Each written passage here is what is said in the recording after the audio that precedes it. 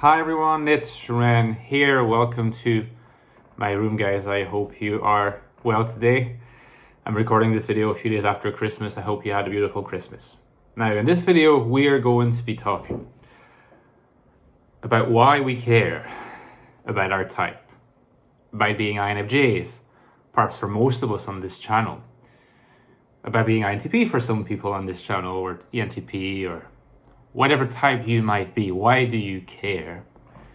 And does it make sense to care? And even to care a lot? Now, before I move on to my topic, just keep in mind that I've written a book on the INFJ type. It was released mid-September. It's people are really liking it so far. I would say even loving it, a little bit immodestly. It's the deepest investigation of the INFJ you'll find on the internet. If you have a good knowledge of the INFJ type, good knowledge of the function stack, you want to go deeper, you're willing to challenge yourself into getting to a deeper, stronger understanding of the quality of the INFJ consciousness and the INFJ way of life, this is the book to get. Less than $10, paperback format, ebook format. All the links are available in the description box below. If you have any questions, just ask me and I'll get back to you as soon as I can. Some people certainly care about their type. In fact, I would go so far as to suggest that if you're watching this video, if you're a follower of this channel, you're probably someone who cares. You probably recognize yourself as someone who cares about their type. And the first thing that I would like to say is it's okay to care about your type, but it's certainly something that you can't say to every person in the street, at least in this form. You can't just go and talk to any randomer and tell them, I'm an INFJ and it's really interesting. Have you heard about it? I mean, you could sometimes talk to some people and get to discuss the topic. You'll often realize, at least as in the case in Ireland, I suspect it's not as much the case in France, but in Ireland, certainly Myers-Briggs really caught on, and a lot of people have taken the tests, usually the 16 personalities test, and sometimes they will remember what type they got. It's unlikely that they'll care as much as you do, but they all have, taken the test. Now, in that category of people, there will be some people who will be interested in hearing more, and then there will be people who are interested in being polite and listening to you if that's what you want to do, talk about it, who might not be interested to hear that much more. And of course, you have the whole category of people who've taken the test or not taken the test, but who actually dismiss it, either on the grounds of it being pseudoscientific, so that's a dismissal not of you, but of the test itself, or they may in fact dismiss you, or at least your position in this particular respect. They might do this indirectly. They might not confront you completely frontally about it, but the accusation or the assumption is usually that you're self-centered, you think you're different, you box other people in, and for some weird reason you like to box yourself in by limiting the spectrum of your possibilities. Now we have to not lie to ourselves. If we were to divulge the extent of our interest in typology and personality to the average person, there's a number of them who would probably hold those beliefs about us. Maybe not all of those beliefs, but at least some of them. Either that we're weirdly self-absorbed or self-centered and we introspect to an incredible amount or extent, or that we have this weird interest in boxing ourselves in, somewhat analogous to how some people, they think, take astrology, zodiac signs too seriously, and they reason in terms of being a Leo, or they reason in terms of being a Cancer or something like that.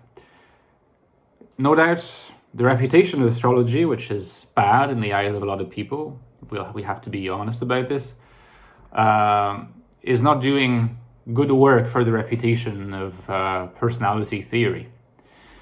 But now the question is, how can we think of a way of coexisting with those opinions and perhaps being able to answer them, address them, if not in actual fact, at least in our minds? Because I think that it can't be a bad thing to know that you're not these things, and that, you know, your search and your interest is perfectly legitimate. And in fact, it might be shown to mean precisely the opposite of what those imagined accusations suggest. At least this is what I would like to explore in this second part of the video. So let's look at these two critiques, not of the system, but of your interest in the system, and particularly of your interest of being of a type, identifying as a type. So the low-hanging fruits are, like I said, calling you too self-absorbed, too introspective. And the second one, boxing yourself in, liking to box yourself in, and by the same token, boxing other people in. I think in the case of the first critique, this is a very interesting one because it's usually made by people who don't hold a very good opinion of introspection in general. And when you consider what Jung says and what Freud says about introspection, and about, perhaps more so Jung, about the journey of individuation of the self and the redemption of meaning in life for a self, for a person, the integration of the anima, the understanding of the persona, the liberation of the energetic flow of the libido, the room that's made for the unconscious and for the agency of the unconscious over our lives, whether it be collective, whether it be individual, the intervention of the archetypes in this. Jung is absolutely clear that this requires a very great deal of introspection. There is no way around this. If you read Jung, or if you read most psychoanalysts might tell you that you need them to sort things out. You need to be on a couch and talk to them, particularly if they want clients. But I mean, you know, I have all respect for psychoanalysts. But certainly, at the very least, introspection is needed until you sometimes get to a place that can be quite dark. That's typically a type of example that will be criticized by the people who don't like to introspect, or who like to introspect just a little bit and are dubious of excessive introspection. It's typically what's seen as them as dangerous, something that's unpleasant. And it's interesting to try to think of the psychology that calls these things unpleasant. Is it just common sense? Are they correct? Or could it be that there's something subterraneous, something in their own subconscious that fears it? They criticize what you're doing because they're afraid of what they would discover if they did it themselves. For Jung, there is absolutely no doubt that people who do not do this will not get to the same level of individuation as people who are willing to do this. So really, ultimately, at the end of the day, if you want to be able to respond to a critique of that sort, again, maybe not in reality, but in your mind, that you can, be at rest in the knowledge that you're doing nothing wrong, remember that it all depends on the terms of the conversation. It depends on the hidden assumptions that are hidden behind the assumption. Is the assumption that there is a problem, like linked to the unconscious, as Jung and Freud said, or is there no problem? Because ultimately the people who criticize are acting as if there is no problem. But perhaps there is a problem, and perhaps the people who do the introspection are the people who take this problem seriously. So that's the first answer. Now the second answer is, are we boxing people in and are we boxing ourselves in? Now that's a question I ask myself too, of course, because, as you may have noticed, I do have an interest in the INFJ type, among other things, an interest that is very pronounced indeed. Just a coffee, just give me a second. Marseille, I don't know if you can see this. This is where I'm from, very proud of my hometown. I can tell you that in my hometown there'll be a lot of people holding the views expressed in the first part of the critique. Now, the second part is, like I said, boxing people in. Now, this is how I would address the question. The more you introspect, the more you become aware of the specificities of your own subjectivity, of your own self. If you don't introspect, you tend obviously to think that most people are kind of the same and they have different variations, and the people who think along those lines tend to think that the difference in variations are objective, not subjective. In other words, that they have to do with a person's lifestyle, a person's net worth, the kind of house they live in, the kind of place they live in, what kind of job they have. They have a sociological understanding of difference. But if you subscribe to Jung and you think the differences go deeper, then there's a difference in the makeup of each and everyone's psyche. From this perspective, type is only a door that you open in order to get to the recesses of your own psyche. And you'll discover what unique brand of INFJ you are, what unique brand of ISTP you are, or INTJ you are.